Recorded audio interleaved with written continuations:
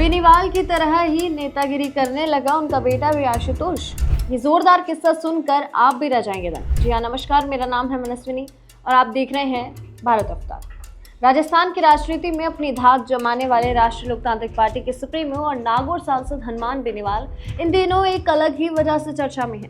बेनीवाल का एक video social media पर काफी तेजी से वायरल हो रहा है, जिसमें वह किसी निजी कार्यक्रम में जनता को संबोधित करते हुए अपने बेटे आशुतोष बेनीवाल की नेतागिरी का एक बड़ा ही मजेदार सा किस्सा सुना रहे हैं। वायरल वीडियो में हनुमान बेनीवाल मुस्कुराते हुए बताते हैं कि उनका बेटा आशुतोष भी उन्हीं के पच्चीनों पर चलने लगा है।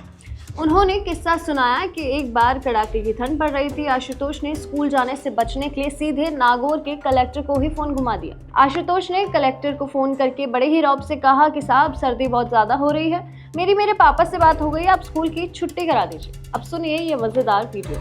हनुमान जी, मैं बोल रहा हूँ बाड़मेर के पालतू से छुट्टी करा दो स्कूल की। हाँ ठीक है, करो कलेक्टर साहब, एक छुट्टी करा कर दें। मुझे देखा था मेरे बेटे ने भी कलेक्टर को फोन करते नागौर में, कलेक्टर साहब सर्दी ज्यादा है, कलेक्टर साहब पापा से बात होगी, छुट्टी कर दो। तो कलेक्टर ने कर दी छुट्टी। हनुमान जी का बेटा कह रहा छुट्टी कर दो 2 दिन।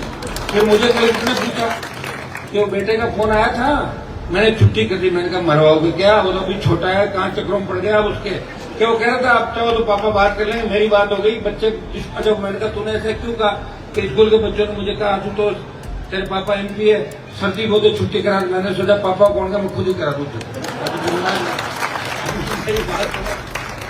ऐसा है सुनो, लेकिन मेरे साथ चलने वाले लोग ये जानते हैं कि सही बात में तो कभी फोन करते हैं, ठीक है, लेकिन गलत में अगर हनुमान जी के नाम से फोन कर दिया या किसी को तंग कर दिया तो फिर मैं क्लास लगाता हूँ कि गड़बड़ क्यों करी।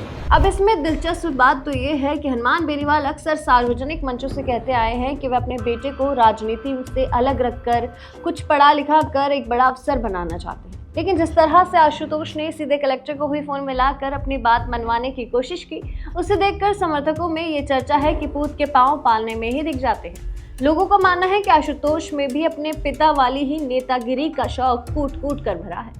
अब इस वीडियो के वायरल होने के बाद सोशल मीडिया 2 गुटों में जरूर बंट गई। अब बेनीवाल के चाहने वाले कहने लगे कि हनुमान जी तो हनुमान जी है, अभी तो सरकार है भी नहीं, फिर भी बेटे की इतनी चल रही है, सोचिए जब आरएलपी सत्ता में होगी तब क्या ही जलवा होगा।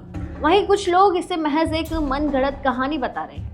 उनका कहना है कि बेनीवाल अपना दबदबा दिखाने के लिए या जनता के बीच अपनी साफ छवि दिखाने के लिए इस तरह के किस्से सुना रहे हैं। अब सच्चाई क्या है ये तो खुद बेनीवाल ही जाने, लेकिन इस किस्से ने नागौर से लेकर जयपुर के सियासी गलियारों में हलचल जरूर पैदा कर दी है। लेकिन आपकी क्या राय है? क्या आपको लगता है कि आशुतोष बेनीवाल भी अपने पिता की तरह भविष्य में एक बड़े नेता बनेंगे? अपनी राय हमें कमेंट्स में जरूर बताएं और ऐसी ही तमाम खबरें और अपडेट्स के लिए देखते रहिए भारत अवतार। धन्यवाद।